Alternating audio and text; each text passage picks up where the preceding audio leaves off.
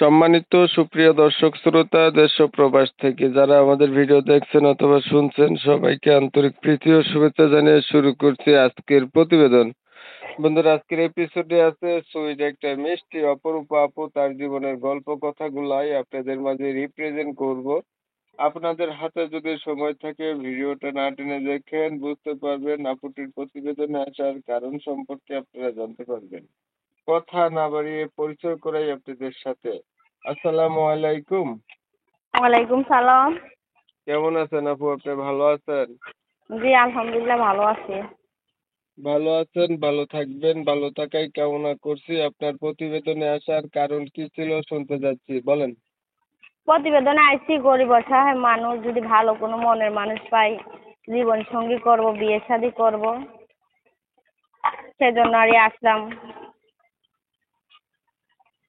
গরিব অসহায় মানুষ, ভালো মানুষ পাইলে জীবন সাথী করবেন, মনের মানুষ করবেন, এর জন্য প্রতিবেদনে আসছেন। জি জি। আপনার কি আগে বিয়ে শাদী হয় নাই? না না, আমার আগে বিয়ে শাদী হয় নাই। বিয়ের বয়স হয়েছে নি? বিয়ের বয়স তো হয়েছে বরাবর 18। 18 বছর বয়স?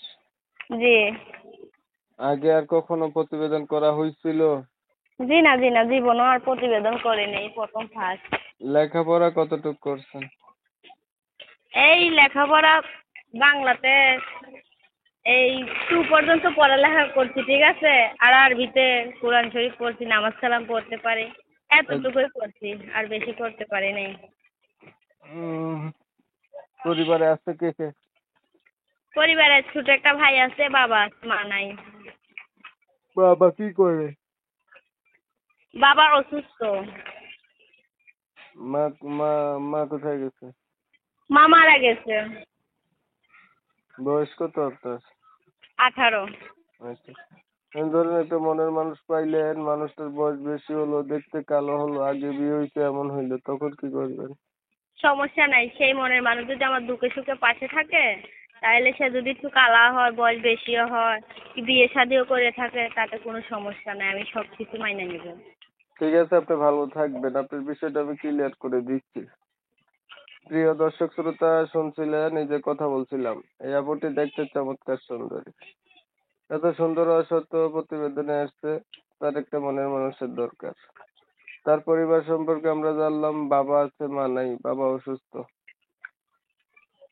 আগে কখনো প্রতিবেদন করেনি, 18 বছর বয়স, লেখাপড়া নাই বললেই চলে, তবে কোরআন শরীফ পড়তে পারে।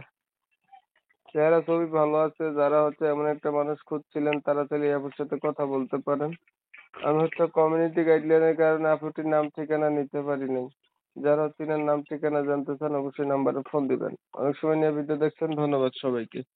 সবাই ভালো থাকবেন, সুস্থ থাকবেন, আল্লাহ হাফেজ।